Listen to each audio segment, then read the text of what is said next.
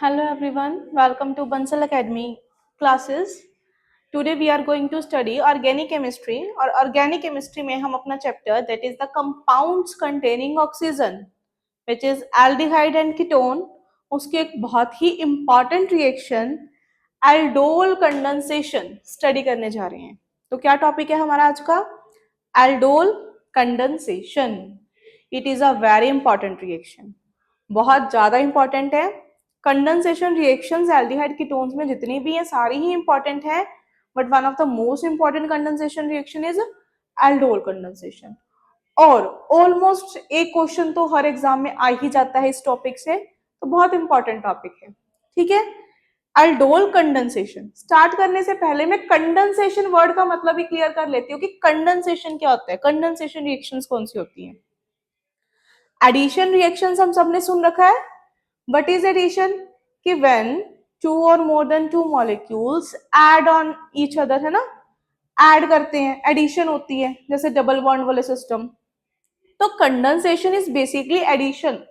इसमें भी two molecules आपस में एड ऑन होंगे with the loss of some small molecules. साथ में कुछ small molecules like water, ammonia etcetera ये रिमूव होते हैं. तो that particular type of reaction is called condensation. And by aldol condensation, इसका नाम एल्डोल कंडेंसेशन क्यों पड़ा, this I will discuss later on. पहले हम पढ़ ले कि रिएक्शन होती क्या है, फिर पढ़ते हैं कि एल्डोल कंडेंसेशन क्यों बोलते हैं. तो aldol condensation is basically it is the condensation between N aldehyde और कीटोन. इसमें या तो एल्डिहाइड के दो मॉलिक्यूल्स के बीच में, या कीटोन के दो मॉलिक्यूल्स के बीच में, या फिर एक एल्डिहाइड और एक कीटोन के मॉलिक्यूल के बीच में कंडेंसेशन होएगी, एडिशन होएगी इन the presence of either acid और बेस. या तो ये एसिड की प्रेजेंस में होगी या फिर base as a catalyst act करेगा, आइदर एसिड और बेस, डायरेक्टली नहीं. तो what you will get, the product is beta hydroxy aldehyde. क्या प्रोडक्ट आता है आपके पास? अगर तो एल्डिहाइड रिएक्ट कर रहा है तो you will gate beta hydroxy aldehyde. अगर कीटोन रिएक्ट कर रहा है तो you will gate beta hydroxy ketone. ऐसा प्रोडक्ट मिलता है. क्या? whenever an aldehyde, two molecules of aldehyde or two molecules of ketone react with each other in the presence of acid or base, it will form either beta hydroxyaldehyde or beta hydroxy ketone. This reaction is called aldol condensation. अब मैंने बोला था aldol क्यों, product में मैं क्या बता रही हूं, beta hydroxy aldehyde. For example, पहले सिंपल एग्जाम्पल लिखूंगी. जब मैं व्हाट इज दिस एसिटल्डिहाइड, इसके टू मॉलिक्यूल्स को कंडेंस करती हूं in the presence of base और acid, I will get this type of product CH3 CHOH CH2 C double bond OH. तो क्या हुआ, this is aldehyde group. Aldehyde का next carbon is alpha carbon, alpha का अगला carbon is beta carbon. Beta position पे you are getting hydroxy group. तो this is beta hydroxy aldehyde.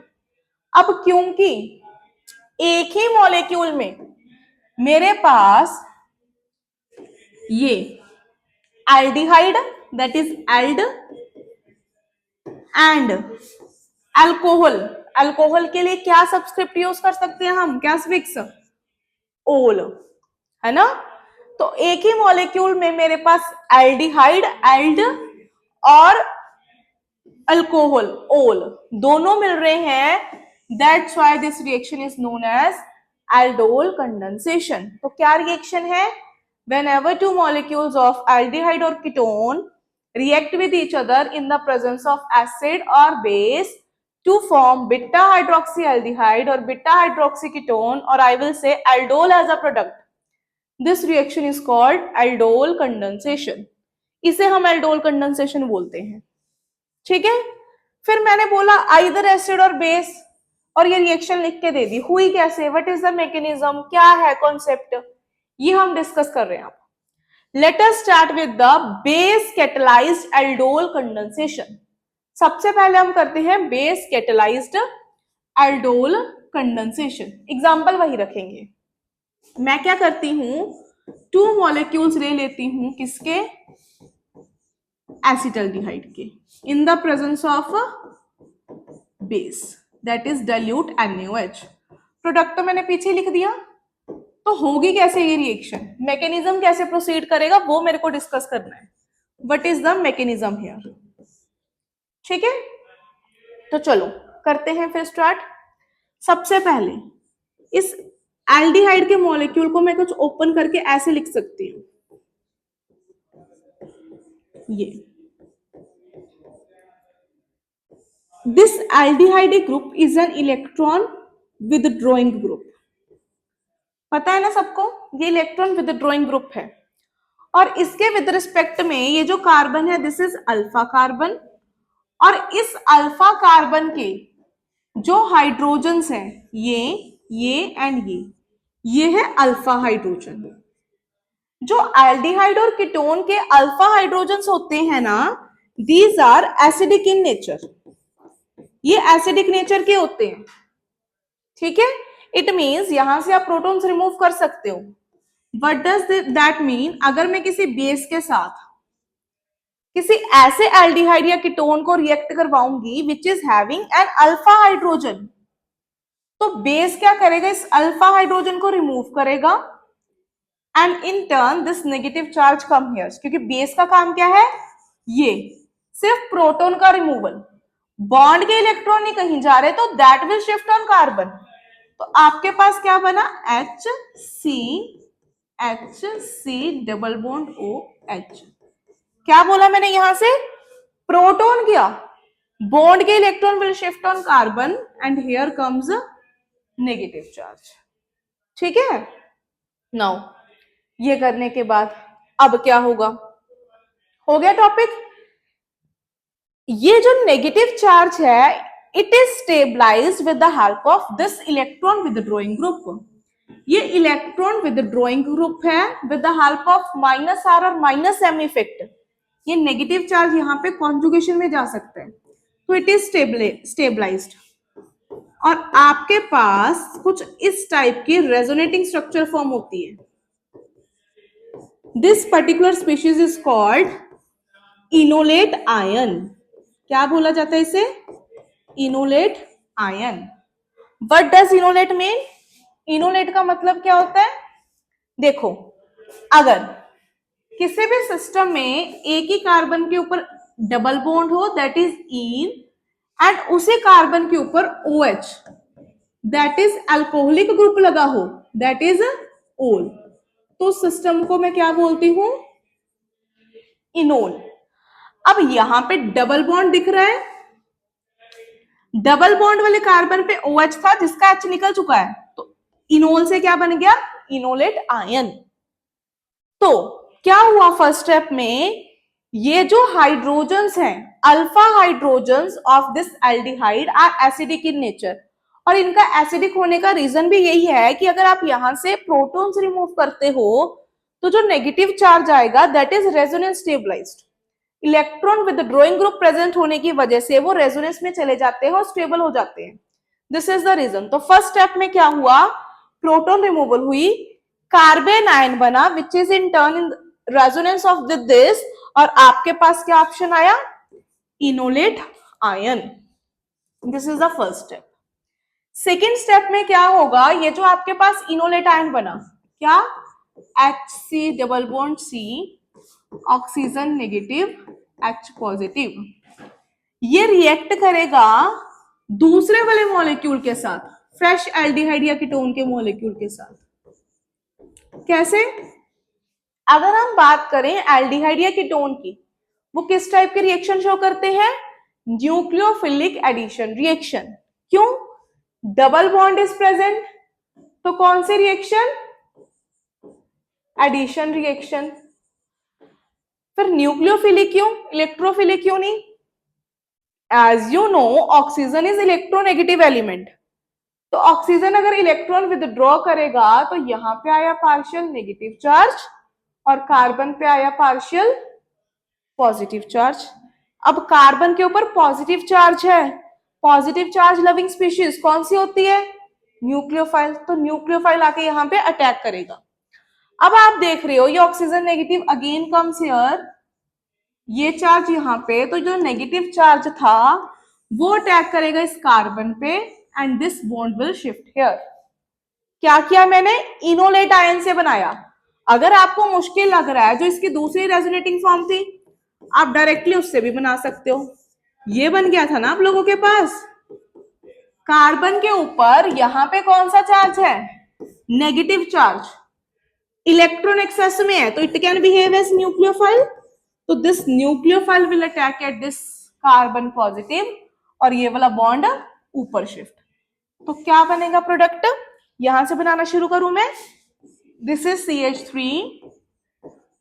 Then this carbon, ये bond ऊपर गया O negative, this hydrogen down side and then this CH2,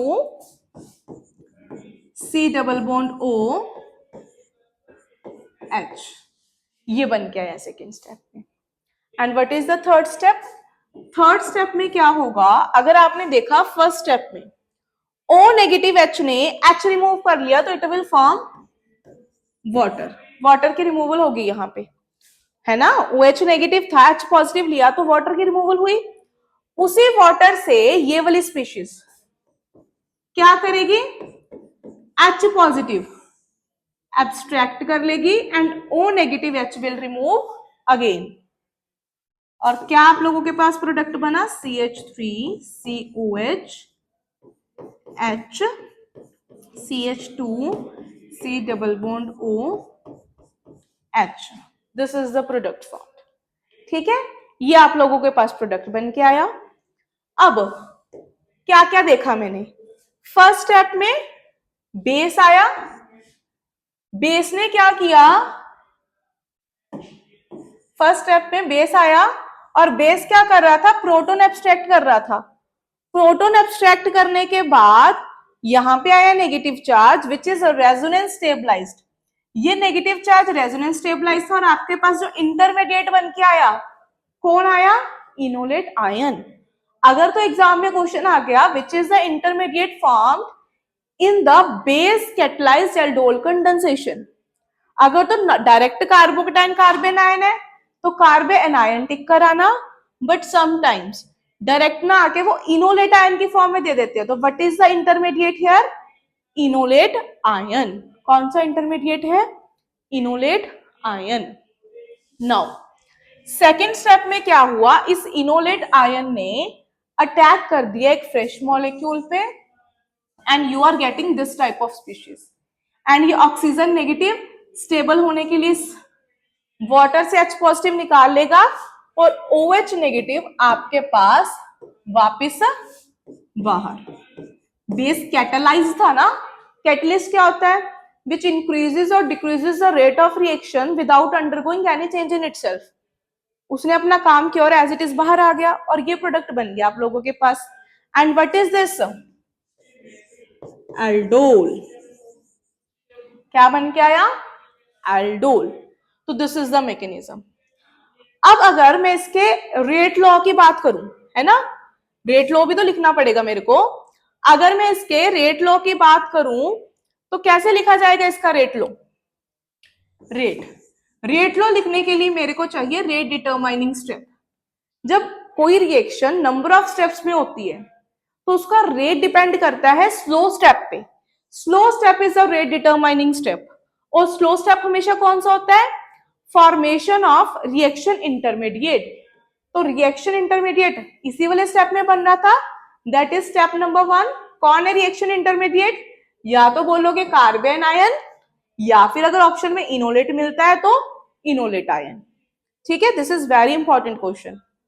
तो ये वाला स्टेप मेरे पास हो गया RDS, that is a rate determining step, क्योंकि ये क्या है, स्लो स्टेप। तो रेट मेरा किस पे डिपेंड कर रहा है, एक तो एल्डिहाइड की कंसंट्रेशन पे, दूसरा बेस की कंसंट्रेशन पे। कौन सी दो चीजों पे डिपेंड कर रहा है, एल्डिहाइड की कंसंट्रेशन पे और दूसरा बेस की कंसंट्रेशन पे। ठीक है, एल्डिहाइड जैसा लिया, बेस जैसा लिया। अब इस पूरे प्रोसेस में मेरे को पता क्या लगा, what is the main condition, कि एक तो कैटलिस्ट होना चाहिए, साथ में एल्डोल कंडेंसेशन शो करने के लिए there must be presence of alpha hydrogens. Alpha hydrogen का होना बहुत जरूरी है। अब खुद ही सोचो, मैं एल्डिहाइड ले लेती, बेस डाल देती, अगर उसमें अल्फा हाइड्रोजन ही ना होते, alpha hydrogen are acidic in nature ना, तो बेस क्या एब्स्ट्रैक्ट करता और रिएक्शन कहां पे होती। तो the presence of alpha hydrogens is the main condition for this reaction, कि अल्फा हाइड्रोजन्स का होना बहुत जरूरी है। फिर ये अल्फा हाइड्रोजन्स कैसे कैसे होते हैं, तो अभी हमने पढ़ा कि जब भी आप कोई भी चाहे एल्डिहाइड ग्रुप ले लो चाहे कीटोन ग्रुप ले लो, उससे जो नेक्स्ट कार्बन होगा दैट इज अल्फा कार्बन, और उस कार्बन के जो हाइड्रोजन्स होंगे दैट इज अल्फा हाइड्रोजन। कभी कभी एग्जाम में ऐसी क्वेश्चन आ जाता है, you will be given 4 options और आपसे पूछा जाएगा कि बताओ इनमें से कौन एल्डोल कंडेंसेशन कर सकता है, कौन नहीं कर सकता। जैसे कि ये स्पीशीज है CH3 C CH3 CH3 C double bond OH। Tell me, क्या ये एल्डोल कंडेंसेशन कर सकता है या नहीं? No, it can't undergo aldol condensation. क्यों? This is aldehyde group, this is alpha carbon. Alpha carbon के जो अगले कार्बन है ना, अल्फा कार्बन के जो अगले कार्बन है उनके ऊपर हाइड्रोजन प्रेजेंट है, पर पर्टिकुलर इस अल्फा कार्बन पे कोई हाइड्रोजन प्रेजेंट नहीं है। As there is no alpha hydrogen present, तो क्योंकि कोई अल्फा हाइड्रोजन नहीं है तो रिएक्शन नहीं होगी। सिमिलरली ये कंपाउंड है, क्या ये एल्डोल कंडेंसेशन कर सकता है? अगेन नो, इसमें तो अल्फा कार्बन ही नहीं है, अल्फा कार्बन ही नहीं है तो अल्फा हाइड्रोजन कहां से होंगे। तो ऐसे वाले कंपाउंड्स आपके पास एल्डोल कंडेंसेशन शो नहीं कर सकते। तो क्या कंडीशन होगी एल्डोल कंडेंसेशन की? स्टार्टिंग में हमने क्या डेफिनेशन की, when aldehyde and ketone react together in the presence of acid और बेस। उसको मैं मॉडिफाई करके क्या बोलूंगी, व्हेन एन एल्डिहाइड और ketone having alpha hydrogens react with each other in the presence of acid or base is called aldol condensation, क्योंकि product क्या बनता है, एल्डोल। ठीक है, और एल्डोल कंडेंसेशन में इंटरमीडिएट कौन है, enolate ion. This is the main step. Second is ये, आपके पास एल्डोल तो बन गया, फर्दर अगर आप इस एल्डोल को रिएक्ट करवाते हो थोड़ी सी और बेस के साथ, अगर फर्दर आप इस एल्डोल, ये बन गया है ना आपके पास product HCOH H CH2 C double bond OH, इसको भी मैं ओपन करके लिख लूं, कार्बन H। अगर फर्दर आप इसमें बेस ऐड ऑन कर देते हो तो यहां पे होती है डिहाइड्रेशन, रिमूवल ऑफ वाटर। कैसे? अभी भी ये एल्डिहाइड ग्रुप है एंड इसके 2 एसिडिक प्रोटॉन अभी भी बचे हैं, एक तो हमने निकाल लिया था रिएक्शन करवाते time, but still 2 acidic protons are still left. तो बेस का काम क्या है, फिर से एसिडिक प्रोटॉन की रिमूवल। अगर यहां से एसिडिक प्रोटॉन रिमूव होता है तो ये कुछ बनेगा ऐसा, HCOH H कार्बन हाइड्रोजन, यहां पे आया नेगेटिव चार्ज क्योंकि बेस ने क्या रिमूव किया, प्रोटॉन, इलेक्ट्रॉन्स इस सिस्टम के कार्बन के ऊपर, C double bond OH। Again this is in resonance with this carbonyl group, resonance stabilised है, तो आपके पास ये बन सकता है, ठीक है। अब इतना बनने के बाद क्या होगा, फिर से इनोलेट आयन बन गया। नाउ नेक्स्ट स्टेप में क्या होगा, this will shift here, this will shift here and OH will come outside। क्या हुआ, ऑक्सीजन नेगेटिव के इलेक्ट्रॉन यहां पे, ये वाला यहां पे, and OH will come outside। और आपके पास जो प्रोडक्ट बन के आया वो क्या आएगा, H double bond C double bond OH। अगर आप एल्डोल में फर्दर बेस ऐड करते हो तो what you will get, this is aldehyde, this is alpha, this is beta, alpha beta unsaturated aldehyde or ketone। On the addition of further base you will get alpha beta unsaturated aldehyde or ketone। अगर मैं ketone की reaction करवाती तो ketone आ जाता। Now what is the main thing here, main thing क्या है इसमें, वो पूछेंगे वाटर तो रिमूव हो गया, OH है ना, यहां से OH हो, यहां से H, अगर मेरे को एक स्टेप में करना हो शॉर्ट ट्रिक से, डायरेक्ट यहां पे डबल बॉन्ड आ गया। द क्वेश्चन इज, ये वाटर तो रिमूव कर दिया, बट इज द मैकेनिज्म, जब भी आपको कोई चीज रिमूव करनी होती है you will use elimination mechanism there. और एलिमिनेशन रिएक्शन आपके पास तीन तरीके की होती हैं, कौन कौन सी, E1 E2 E1 CB। तो यहां पे कौन सा मैकेनिज्म फॉलो हुआ, तो this removal is taking place with the help of E1 CB mechanism. कौन सा मैकेनिज्म, E1 CB। इसको हाईलाइट करके नोट कर लेना है कि एल्डोल कंडेंसेशन में बेस कैटालाइज रिएक्शन में जो रिमूवल ऑफ वाटर वाला प्रोसेस है वो कौन से मैकेनिज्म से होता है, E1 CB। डिफरेंस क्या होता है तीनों में, E1 में क्या होता है, कार्बोकेटायन इज एन इंटरमीडिएट, कौन सा इंटरमीडिएट फॉर्म होता है, कार्बोकेटायन। E2 में क्या होता है, this is simple beta elimination, आपके पास ट्रांजिशन स्टेट बनती है, कोई इंटरमीडिएट बनता ही नहीं। और E1 CB में क्या होता है, कार्बे एनायन इज एन इंटरमीडिएट, क्या बनता है, कार्बन आयन। और आप देख रहे हो कि यहाँ पे कार्बन आयन इंटरमीडिएट फॉर्म हो रहा है, तो ये कौन सा मैकेनिज्म है, E1 CB। E1 CB mechanism के लिए बेसिकली कंडीशन होती है, एक तो इलेक्ट्रॉन विथड्रॉइंग ग्रुप होना चाहिए, साथ में एसिडिक प्रोटॉन्स होने चाहिए। तो उस केस में हम कौन सा मैकेनिज्म फॉलो करते हैं, E1 CB। तो ये वाली सारी रिमूवल किसकी हेल्प से हुई, E1 CB की मैकेनिज्म से। This is all about base catalysed aldol condensation. Now next हम मूव करते हैं एसिड कैटालाइज्ड एल्डोल कंडेंसेशन पे। What is the mechanism of acid catalysed, base catalysed पढ़ लिया, अब एसिड कैटालाइज्ड पढ़ेंगे, देन फिर दोनों को कंपेयर करेंगे डिफरेंस क्या है। तो अगेन रिएक्शन तो किसने करनी है, वही एल्डिहाइड ने, पर इस बार मैं बेस ना लेके क्या ले रही हूं, एसिड। तो फर्स्ट स्टेप में क्या होगा, ऑक्सीजन दिख रहा है भाई, ऑक्सीजन के पास है लोन पेयर, ऑक्सीजन की हाईली टेंडेंसी होती है टू गेट प्रोटोनेटेड, तो this oxygen will get protonated और आपके पास कुछ इस टाइप की स्पीशीज बन के आएगी। इस CH3 को भी मैंने ओपन करके लिख दिया, ये वाली, ठीक है। नाउ इतना करने के बाद अब क्या होगा, ये स्पीशीज बन के आई। नाउ इस ऑक्सीजन को स्टेबलाइज करने के लिए ये प्रोटॉन अपने आप यहां से रिमूव होगा और ये यहां पे शिफ्ट, और आपके पास कुछ इस टाइप का कंपाउंड बन के आएगा। What is this, in, OH is ol, तो दैट इज इनोल। क्या बन के आया आप लोगों के पास, enol.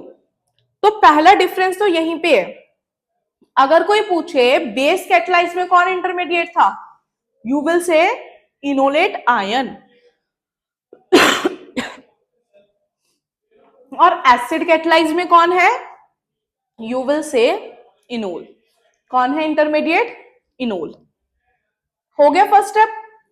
Then coming to second step. अब आते हैं इसके सेकेंड स्टेप पे।